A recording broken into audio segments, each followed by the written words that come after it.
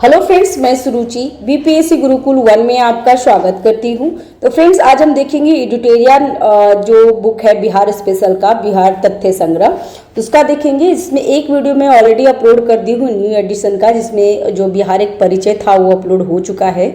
और आज हम लोग देख लेंगे मॉडर्न हिस्ट्री बिहार का, क्योंकि ये मॉडर्न हिस्ट्री से बहुत क्वेश्चन आते हैं। और उसके बाद मैं एंसेंट हिस्ट्री देखूंगी, फिर मेडिवल देखूंगी, क्योंकि मेडिवल से बहुत कम क्वेश्चन आते हैं, मॉडर्न से ज़्यादा। और एंसेट, क्योंकि बिहार से ही एंसेट जुड़ा हुआ है, तो इसके लिए एंसेट से ज़्यादा आता है बिहार एंसेट से, तो वो कर लेंगे। ठीक है, तो चैनल पे अगर नए हैं तो चैनल को सब्सक्राइब कर लीजिएगा, बेल आइकन जरूर दबा लीजिए फ्रेंड्स, ताकि जो भी मैं वीडियो डालूँ सबसे पहले आपको नोटिफिकेशन मिल सके। तो स्टार्ट करते हैं मॉडर्न हिस्ट्री से। ठीक है, इसमें आधुनिक बिहार में क्या क्या आएगा, तो यूरोपीय कंपनी का प्रवेश, जनजातीय विद्रोह, 1857 की क्रांति और बिहार, राष्ट्रीय आंदोलन और बिहार, और पृथक बिहार का गठन, ये सब इसमें आ जाएगा। पहला है यूरोपीय कंपनियों का प्रवेश। अभी ये क्या हुआ है, तो पुर्तगाली, सबसे पहले पुर्तगाली, क्योंकि आपको पता होगा कि पुर्तगाली 1498 में भारत आ गए थे, तो सबसे पहले बिहार में पुर्तगाली ही आए थे। तो बिहार में सर्वप्रथम यूरोपीय कंपनी में पुर्तगाली थे, जो पुर्तगाली आए थे, जो हुगली से पटना नाव द्वारा व्यापार करते थे। तो ये क्या किए थे, पटना, बिहार में उनका कोई कंपनी नहीं था, तो ये क्वेश्चन पूछता है, तो ध्यान रखिएगा। वो क्या करते थे, डायरेक्टली हुगली से पटना आते थे, नाव के द्वारा आते थे और व्यापार करते थे। और वो पटना से सोरा, सूती वस्त्र, चीनी मिट्टी के बर्तन एवं मसाले आदि प्राप्त करते थे। तो क्या क्या करते थे, सोरा, सूती वस्त्र, चीनी मिट्टी के बर्तन और मसाले प्राप्त करते थे। तो ज़्यादातर मुख्य रूप से सोरा प्राप्त करते थे, तो ये ध्यान रखिएगा। नेक्स्ट है डच, हॉलैंड। डच जो है हॉलैंड के और नीदरलैंड की कंपनी थी। तो पटना में सबसे पहले व्यवस्थित व्यापारी कोठी डचों ने स्थापित किया था, और ये कब किए थे, तो 1632 ईस्वी में, और पटना में किए थे। तो ये क्वेश्चन आपको पीवाईक्यू में बहुत बार मिल जाएगा, ना जाने कितनी बार क्वेश्चन पूछा है कि बिहार में डच की कंपनी कब स्थापित की गई थी, तो 1632 में, और कहाँ पे, तो पटना में। पटना, जो पटना कॉलेज की उत्तरी इमारत है ना, वो डचों का था, और डचों ने अपना व्यापारिक केंद्र स्थापित किया। और डचों की अभिरुचि किसमें थी, तो सूती वस्त्र और सोरा में। तो ध्यान रखिएगा कि सूती वस्त्र और सोरा में डचों का इंटरेस्ट था। और जो पुर्तगाली थे, पुर्तगाली बिहार में अपने कंपनी फैक्ट्री नहीं स्थापित किए थे, तो ध्यान रखिएगा, पुलिस से नाव से आते थे, ये ध्यान रख सकते हैं। नेक्स्ट है अंग्रेज। अंग्रेज आए थे 1620 में, पटना में आए थे, और पटना के आलमगंज में 1620 में कंपनी खोली थी, लेकिन ये सक्सेस नहीं हुआ था। ठीक है, पटना अपना व्यापारिक केंद्र स्थापित किया, लेकिन वह 1621 में बंद हो गया था। उन्हें व्यापारिक केंद्र स्थापित करने में वास्तविक सफलता कब मिली थी, तो 1691 में। तो ध्यान रखिएगा, इंपॉर्टेंट है ये चीजें, क्योंकि 1620 में तो उसने कंपनी स्टार्ट की थी आलमगंज में, लेकिन यह उसको सक्सेस मिला था 1651 ईस्वी में। ठीक है, तो ध्यान रखिएगा। अंग्रेज यात्री पीटर मुंडी 1632 में बिहार आए थे, तो ये भी ध्यान रखिएगा, क्वेश्चन पूछता है कि ऐसे पूछ देगा नहीं कि कौन कौन नहीं आए हैं, कौन आए हैं। तो अंग्रेज यात्री पीटर मुंडी बिहार गए हैं, और कब गए हैं, तो 1632 में बिहार आया था, और उसने यहाँ व्यापार की संभावना देखी तथा डच कंपनी को व्यापार करते हुए देखा था। इसी से प्रेरित होकर अंग्रेज ने भी बिहार में व्यापार को प्राथमिकता दी थी। तो किसने कार्य करा था, तो पीटर मुंडी। नेक्स्ट है अंग्रेज द्वारा स्थापित फैक्ट्री वर्तमान में गुलजार बाग, पटना स्थित गवर्नमेंट प्रिंटिंग प्रेस एवं सर्वे कार्यालय के रूप में कार्यरत है, ये ध्यान रख सकते हैं। नेक्स्ट है डेन। तो डेनिश कंपनी 1774 में 1774 में पटना सिटी के नेपाली कोठी के समीप अपनी फैक्ट्री स्थापित की थी। तो कौन कौन किया था, तो एक डेन ने किया, अंग्रेज ने किया, और डच ने किया। कौन नहीं फैक्ट्री स्थापित की थी, तो पुर्तगाल फैक्ट्री स्थापित नहीं किया था, ध्यान रखेंगे। और ये डेन ने कब किया था, तो 1774 को, 1774। ठीक है, मुगल शासक फर्रुख सियर, जो फर्रुख सियर का कार्यकाल क्या है, तो 1713 से 19, 13 से 19 में। 1717 में अंग्रेज को भारत में कहीं भी व्यापार करने एवं सिक्के प्रयोग करने की मान्यता दी थी। तो आपको पता होगा दीवानी इन्होंने दे दिया था, दीवानी प्राप्त कर दी थी फर्रुख सियर ने, जिसे मैग्ना कार्टा कहा जाता है। तो ध्यान रखिएगा 1717 में। और इसने घोषणा क्या दी थी, तो ईस्ट इंडिया कंपनी का मैग्ना कार्टा कहा जाता है। देखिए यही पे जस्ट अभी बता रहे थे और आगे मिल गया है। तो ईस्ट इंडिया कंपनी का मैग्ना कार्टा किसे कहा जाता है, तो फर्रुख सियर ने जो घोषणा जो दीवानी प्राप्त कराई थी अंग्रेज को, उसको मैग्ना कार्टा कहा जाता है। ठीक है, नेक्स्ट ठीक है फ्रेंड्स, और अभी हम लोग देख लेते हैं बंगाल, बिहार और अंग्रेज। अब इसके बारे में देख लेते हैं। तो अंग्रेज कंपनी 1717 ईस्वी में व्यापारिक अधिकार प्राप्त हो गया था, और जो अभी हम लोग जस्ट देखेंगे फर्रुखसियर ने दे दिए थे। और उसके बाद हो गया दूसरी ओर मुगल सम्राट फर्रुखसियर ने 1770 में मुर्शिद कुली खां को बंगाल का सूबेदार बना दिए थे। तो ठीक है, तो ये ध्यान रखिएगा मुर्शिद कुली खां कब बंगाल का सूबेदार बने थे, तो 1717 में। ये ध्यान रखिएगा फ्रेंड्स, इंपॉर्टेंट है। और उसके बाद 1719 में उसे उड़ीसा के सूबेदार दे दी गई थी, उड़ीसा उसमें इंक्लूड कर दिया गया था। नेक्स्ट है मुर्शिद कुली खां के बाद सुजाउद्दीन 1727 ईस्वी में बंगाल का नवाब बना। उसने 1733 में बिहार का प्रदेश भी उसके अधीन हो गया था, और 1733 में अलवर्दी खां को बिहार का उप सूबेदार बनाया गया था। ठीक है, 1739 में सरफराज खां बंगाल का नवाब बना, और वह एक अयोग्य शासक था।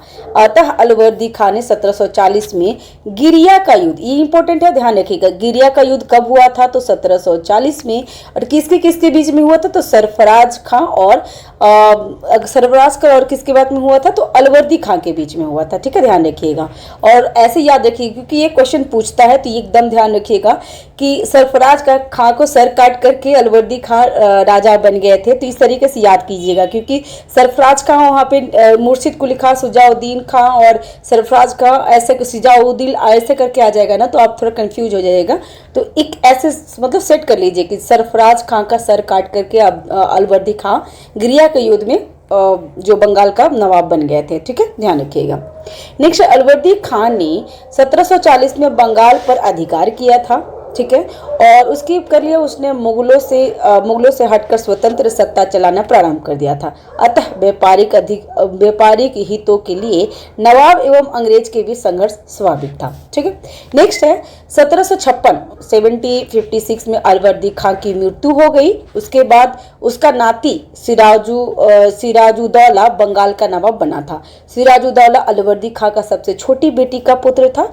सिराजुद्दौला का नवाब बनने से उसके अन्य दामाद ढाका एवं पूर्णिया के उपनवाब नाराज हो गए थे। ठीक है, नेक्स्ट सिराजुद्दौला एवं कंपनी के बीच प्रथम जो संघर्ष हुआ था 4 जून 1756 में हुआ था। 1756 में 4 जून 1756 में कासिम बाजार में हुआ था। ठीक है, और उसने 16 जून 1756 कलकत्ता पे अधिकार कर लिया था।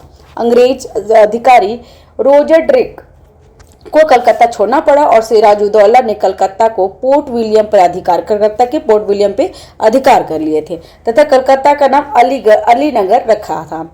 इसी संघर्ष के क्रम में काल कोठरी की घटना जो हॉलवेल ने प्रचलित किया था, तो ध्यान रखिएगा ऐसे क्वेश्चन पूछेगा कि काल कोठरी का घटना कब हुआ था, तो 20 जून 1756 में हुआ था। और कहाँ पे, तो ये कलकत्ता में हुआ था। और हॉलवेल कौन थे, तो हॉलवेल जो थे ना, उसी जो काल कोठरी में बंद थे, वही आके बाहर में प्रचलित किए थे। तो ध्यान रखिएगा। ठीक है, नेक्स्ट है हॉलवेल। यस, हॉलवेल के अनुसार 20 जून 1756 को कलकत्ता में काल कोठरी ब्लैक हॉल की घटना हुई थी। इसके अनुसार सिराजुद्दौला ने क्या किया था, तो 156 कैदी, कितना थे 146। ठीक है, 146 कैदियों को 18 फीट लंबे और 14 फीट चौड़े कमरे में बंद कर दिया था। अगर कोई टेस्ट आप लगाए होंगे ना, तो अब ये क्वेश्चन पूछने लगा, तो ये भी ध्यान रखिएगा कि 18 फीट क्या था, तो लंबा था, और 14 फीट क्या था, तो ये चौड़ा था। ठीक है, ध्यान रखिएगा। तो ये चीज आप बिल्कुल ध्यान रखिए, अब क्योंकि आजकल के क्वेश्चन में अब ऐसे आने लगे हैं कि कितना फीट था, तो 18 फीट लंबा और 14 फीट चौड़ा था। ध्यान रखिएगा, कमरे में बंद कर दिया था, जिससे क्या किया था, हाँ, कमरे में बंद कर दिया था।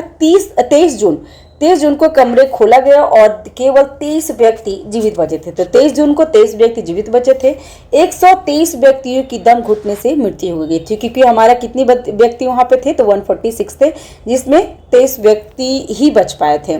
ठीक है, इस घटना के बाद क्लाइव ने कलकत्ता पे अधिकार कर 9 फरवरी 1757 को अलीनगर की संधि के लिए सिराजुद्दौला को विवश कर दिया था। यहाँ पे मिस्टेक है, मिसप्रिंट है, यहाँ पे 1757 होना चाहिए।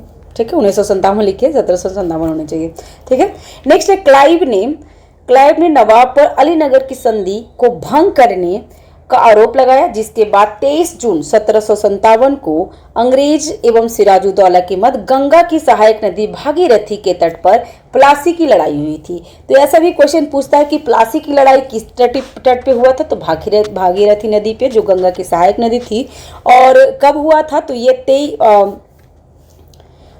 23 जून को हुआ था, ध्यान रखिएगा। 23 जून को नहीं, यहाँ पे 23 जून 1757 को हुआ था, ये ध्यान रखिएगा। 23 जून 1757 को अंग्रेज और सिराजुद्दौला के मध्य गंगा की सहायक नदी भागीरथी के तट पे प्लासी की युद्ध लड़ी गई थी। लड़ाई में मीर जाफर नवाब के सेनापति और राय दुर्लभ दीवान थे, मानिक चंद्र प्रभारी अधिकारी थे और अमीर चंद व्यापारी थे।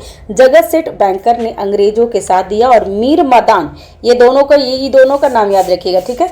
मीर मदान और मोहनलाल ने वे सेनापति थे जिन्होंने सिराजुद्दौला की तरफ से युद्ध किए थे। तो ध्यान रखिएगा कौन कौन, मीर जाफर जो नवाब के सेनापति थे जो अंग्रेज से मिल गए थे, राय दुर्लभ दीवान थे जो भी अंग्रेज से मिले थे, मानिक चंद्र और अमीर चंद, जगत सेठ, ये सब क्या हुए थे, तो अंग्रेज के साथ मिल गए थे। लेकिन सिराजुद्दौला के साथ कौन कौन थे, ये दोनों का नाम इंपॉर्टेंट है, ध्यान रखिएगा। मीर मदान और मोहनलाल, ये जो सिराजुद्दौला की तरफ से युद्ध कर रहे थे। विश्वासघात के कारण सिराजुद्दौला पराजित हो गया था और मीर जाफर के पुत्र मीरन के इशारे पर सिराजुद्दौला की हत्या हो गई थी। तो ये ध्यान रखिएगा कि किसकी इशारे पर हत्या हुई थी सिराजुद्दौला की, तो मीरन के कारण में, क्योंकि ये मीरन है ना बाद में बिहार में नवाब बनता है, तो ये ध्यान रखिएगा। सिराजुद्दौला के बाद मीर जाफर को कठपुतली का नवाब बनाया गया था। रॉबर्ट क्लाइव के बाद हॉलवेल बंगाल का गवर्नर बना था। तो ये भी ध्यान रख सकते हैं कि रॉबर्ट क्लाइव के बाद बंगाल के गवर्नर कौन बने थे, तो हॉलवेल बना और उसने 1760 ईस्वी में मीर जाफर की जगह उसके दामाद मीर कासिम को बंगाल का नवाब बना दिया था। तो आप ध्यान रखिएगा 1757 में जो प्लासी का युद्ध हुआ था, उसके बाद कौन आए थे, तो मीर जाफर आए थे। उसके बाद 1760 में कौन आ गए थे, तो मीर कासिम आ गए थे, ठीक है। और मीर कासिम 1760 में आ गए थे।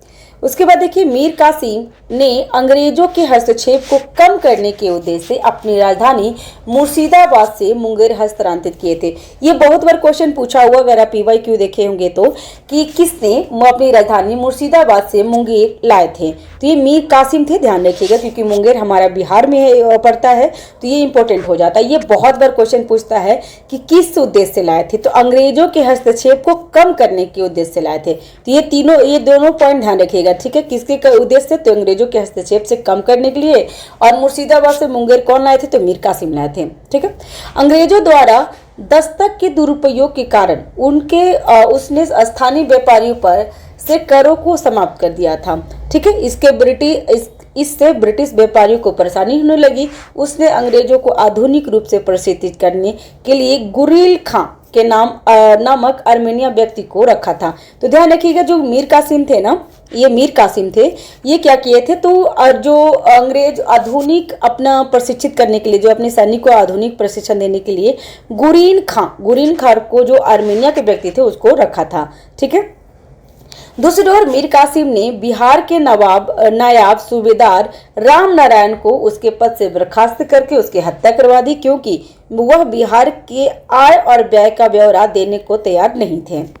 नेक्स्ट है, मीर कासिम के व्यवहार से नाराज होकर 24 जून 1763 को अंग्रेज एजेंट एलिस ने पटना पे अधिकार कर लिया था। ये एलिस है ना, यही बक्सर युद्ध के कारण बना था। तो ये ध्यान रखिएगा, नाम याद रखिएगा कि एलिस ने पटना पर अधिकार कर लिया था। मीर कासिम ने पटना पर अभियान कर एलिस की हत्या कर दी थी, ठीक है। ध्यान रखिए किसकी हत्या की थी मीर कासिम ने, तो पटना पर अभियान करके एलिस की हत्या कर दी थी तथा पटना पर अधिकार प्राप्त कर लिए थे। इस घटना को पटना हत्याकांड के रूप में भी जाना जाता है। तो ये सभी क्वेश्चन पूछेगा कि पटना हत्याकांड के रूप में किसे जाना जाता है, तो एलिस की हत्या किसने की थी, तो मीर कासिम ने की थी, ध्यान रखिएगा।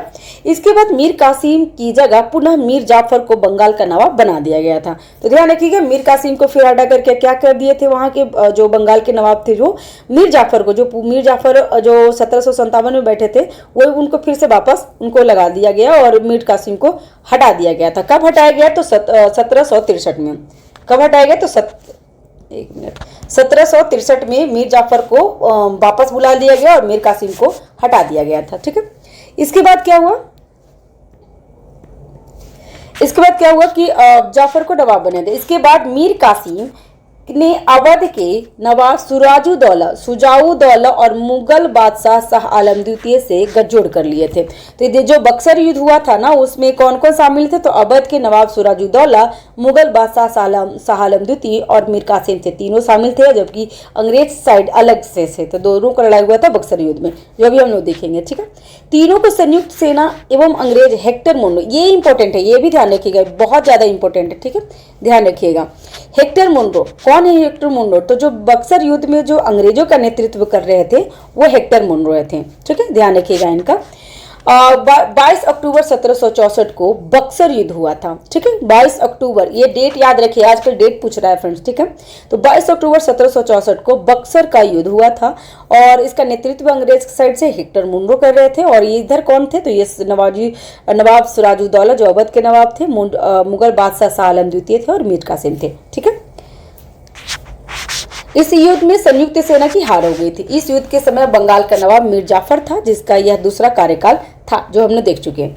नेक्स्ट है 12 अगस्त, ये डेट आप याद रखेंगे फ्रेंड्स। मैं जो भी अभी आपको बोल रही हूँ कि जो याद करके रखिएगा, वो अगर आप PYQ किए होंगे या फिर आप टेस्ट देते होंगे या नए स्टूडेंट होंगे तो उसके लिए भी काफ़ी हेल्प हो जाएगा। और जो पुराने स्टूडेंट है, जो एक दो बार प्री दे दिए, मेंस दे दिए, उनको ये सब बहुत अच्छे से याद आ रहा होगा कि ऐसा क्वेश्चन पूछता है। ठीक है, तो आपको 12 अगस्त को ध्यान रखना है, याद करके रखना है। 12 अगस्त 1765 को इलाहाबाद की संधि हुई थी और ये इसके तहत मुगल सम्राट शाह आलम द्वितीय को 26 लाख रुपए, ये भी अमाउंट भी याद रखिए। ठीक है, अमाउंट भी याद रखिए, 26 लाख रुपए वार्षिक पेंशन के बदले ईस्ट इंडिया कंपनी को बिहार, बंगाल और उड़ीसा की दीवानी जो लगान वसूली का अधिकार दे दिया गया था। इंपॉर्टेंट है, वेरी वेरी इंपॉर्टेंट है, आप इसको इंपॉर्टेंट, इसमें जितना भी एडिटोरिया के जो तथ्य संग्रह है ना फ्रेंड्स, इसमें सारे कुछ इंपॉर्टेंट ही है। इसमें कोई भी मतलब ऐसे कहानी नहीं बताया गया है, जो भी है इंपॉर्टेंट है और सारा क्वेश्चन पूछा हुआ है। ठीक है, तो ध्यान रखिएगा।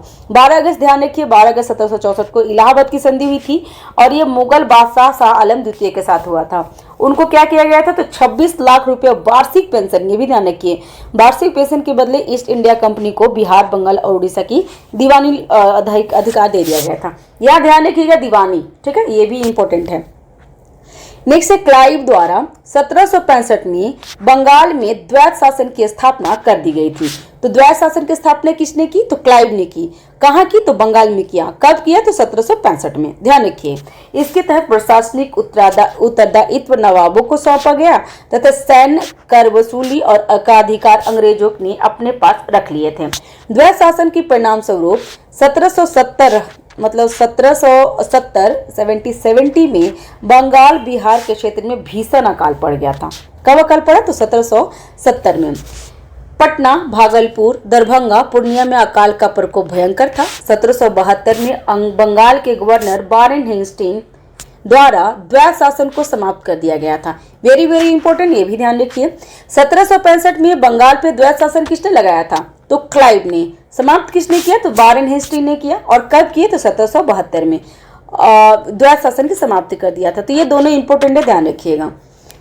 तथा नवाब पद का अंत कर दिया था। नवाब पद का भी अंत कर दिया, मतलब द्वैत शासन खत्म कर दिया, नवाब का जो पद था वो अंत कर दिया था। बंगाल का अंतिम नवाब मुबारक-उद-दौला थे। ये भी आपको इंपॉर्टेंट है, अगर आप कहीं देखे होंगे तो जरूरी ये आपको मिल गया होगा, तो आप इसको ऐसे याद कर सकते हैं। इनको ऐसे आप याद रख लीजिए। ऐसा क्वेश्चन पूछता है ना कि बंगाल का अंतिम नवाब कौन था? तो मुबारक-उद-दौला, मतलब मुबारक हो, बंगाल में नवाब की समाप्ति हो गई है। इस तरीके से याद कर लीजिए तो थोड़ा सा ध्यान रखने में इजी हो जाएगा। ठीक है, मुबारक-उद-दौला जो बंगाल के अंतिम नवाब थे, तो मुबारक को बंगाल में नवाब की समाप्ति हो गई है। तो इस तरीके से आप याद कर लीजिए। मैं ऐसे याद करती हूँ, कोई भी क्वेश्चन को ना मैं मतलब मैं किसी से रिलेट करके रख देती हूँ, तो उससे क्या होता है ना, जब क्वेश्चन दिमाग में आएगा ना, जब भी आप PYQ करेंगे या फिर एग्जाम में बैठेंगे ना, तो वो चीज़ आपको क्लिक करता है तुरंत। तो ठीक है, इस तरीके से आप याद कर सकते हैं। आप अपने कंफर्टेबल अनुसार कोई भी आप ट्रिक यूज कर सकते हैं। ठीक है, बट मैं ऐसे ट्रिक करके याद करती हूँ क्योंकि बहुत सारा हिस्ट्री, पॉलिटी, ज्योग्राफी इतनी सारे याद करना रहता है तो बहुत टफ होता है ना। नेक्स्ट है 1766 में पटना स्थित अंग्रेजी फैक्ट्री के मुख्य अधिकारी मिडल्टन को राजा धीरज नारायण और राजा सिताब राय के साथ एक प्रशासनिक मंडली का सदस्य बनाया गया था। 1776 मतलब 1767 में धीरज नारायण को हटाकर सिताब राय को कंपनी द्वारा नायब दीवान बनाया गया था। ठीक है, नेक्स्ट है 1783 1783 में बिहार में पुनः अकाल आया था। जांच अधिकारी जॉन सॉर ने एक अन्नागार का निर्माण सुझाव दिया था, जिसके सुझाव से 1784 1784 में पटना में ब्रिटिश इंजीनियर जॉन गास्टिन द्वारा गोलघर का निर्माण कराया गया था। वेरी इंपॉर्टेंट है, ध्यान रखिएगा। जो गोलघर का निर्माण हुआ था कब हुआ था, तो पहले तो आप डेट याद रखिए कि 1784 में स्टार्ट हुआ था, ये ध्यान रखिएगा। 1784 में स्टार्ट हो गया था बनना, और ब्रिटिश इंजीनियर कौन थे, तो ये जॉन गास्टिंग थे, ये इंपॉर्टेंट है, ध्यान रखिएगा। और जो जांच अधिकारी कौन थे, तो जॉन सॉर थे। जो जॉन सॉर एक बार फिर बिहार का नहीं, ये बंगाल का गवर्नर जनरल भी बनते हैं, तो ये भी थोड़ा ध्यान रखिएगा, क्योंकि जो कार्नवालिस है ना उनके बाद जॉन सॉर बढ़ते हैं, तो ये ध्यान रखिएगा। ठीक है, ये ध्यान रखिए कि 1784 में जॉन गास्टिन ने गोलघर का निर्माण कराया था। नेक्स्ट है, अभी हम लोग जनजातीय विद्रोह आ रहा है, हम लोग यहाँ पे ये पॉइंट देख लेते हैं, क्योंकि ये पॉइंट इंपॉर्टेंट है, क्योंकि ये जो ब्लॉक में है ना ये बहुत इंपॉर्टेंट होता है। ठीक ना, बंगाल के नवाब और शासनकाल। मुर्शिद कुली खां कब से कब आए थे, तो 1717 जो फर्रुख सियर ने बनाए थे, तो 1717 से 1727। सुजाउद्दीन तो 1727 से 39 तक रहे थे। सरफराज खां जिसका सर काट करके अलवर्दी खां बैठे थे, तो ये हो गया था 1739 से 40। अलवर्दी खां जो गिरिया के युद्ध में सरफराज खां को हराए थे, तो ये हो गया था 1740 से 56 56। फिर सिराजुद्दौला आए थे, और जो प्लासी का युद्ध हुआ था 1757 में, तो देखिए 1757 प्लासी का युद्ध में इनकी समाप्ति हो गई थी। फिर मीर जाफर जो धोखा दे दिए थे, सेनापति थे, तो उन्होंने 1756 से 1760, और फिर से मीर जाफर आए थे, देखिए यहाँ पे 1763 से 1765। मीर कासिम का क्या काम था, तो मीर कासिम का काम था मीर कासिम का काम था कि मुर्शिदाबाद से अपनी राजधानी को मुंगेर ले आए थे, और इन्होंने जो बक्सर का युद्ध हुआ था जिसमें मेन ये रोल निभाए थे। ठीक है, और इनकी मृत्यु हो गई थी बक्सर युद्ध के बाद, मतलब भाग गए थे और कैसे उनको मार दिया गया था। फिर उसके बाद नजमुन दौला बने थे जो 1765 से 1766, सैफ उद दौला 1766 से 70, और मुबारक उद दौला, मुबारक हो अब बंगाल में नवाब समाप्ति हो गए, इस तरीके से याद कीजिए, तो मुबारक उद दौला 1770 से 75 था। उसके बाद क्या हुआ था, द्वैत शासन समाप्त हो गई थी बंगाल में, और जो वारेन हेस्टी ने द्वैत शासन समाप्त कर दिए थे, तो ये भी ध्यान रखिएगा। ठीक है, नेक्स्ट हम लोग वीडियो कर लेंगे जनजातीय विद्रोह, क्योंकि एक वीडियो में थोड़ा सा खिचड़ी टाइप का हो जाएगा, है ना। तो नेक्स्ट वीडियो में हम जनजातीय विद्रोह देख लेंगे, और उसके बाद भी कंटिन्यू मैं करवा दूंगी, बिहार स्पेशल में कंटिन्यू करवा दूंगी फ्रेंड्स। हाँ, बहुत सारे लोगों का कंप्लेन आ रहा है कि मैम आप पूरा नहीं करवा रहे हैं, तो फ्रेंड्स मेरा भी एग्जाम है, हाँ मैंने मेंस दिया है, मेरे पास रिजल्ट आने का है चांसेस, और लेकिन फिर भी मेरे को टाइम नहीं मिल पाता। जितना टाइम मिलता है तो मैं कोशिश करती हूँ कि वीडियो में अपलोड कर पाऊँ। ठीक है, तो मैं कंटिन्यू करूँगी, हाँ बिहार स्पेशल में कंटिन्यू करा दूँगी। ठीक है, तो thanks for watching, have a nice day, keep watching, keep learning. क्या होता है ना फ्रेंड्स कि अगर आप पहले एक्सपीरियंस्ड हो, जैसे कि एग्जाम दे रखे हो ना, तो वापस वो बुक पढ़ने में थोड़ा सा इरिटेशन होता है, मतलब ऐसा लगता है ना कि अरे यार तो सब कुछ तो आता है, क्या पढ़ूँ। उस समय हम लोग ना ओवर कॉन्फिडेंस हो जाते हैं, तो पढ़ने का इच्छा नहीं करता, तो आप वीडियो सुनकर भी आप रिवाइज कर सकते हैं। ठीक है, तो thanks for watching, have a nice day, keep watching, keep learning, thank you, bye bye, मिलते हैं नेक्स्ट वीडियो में।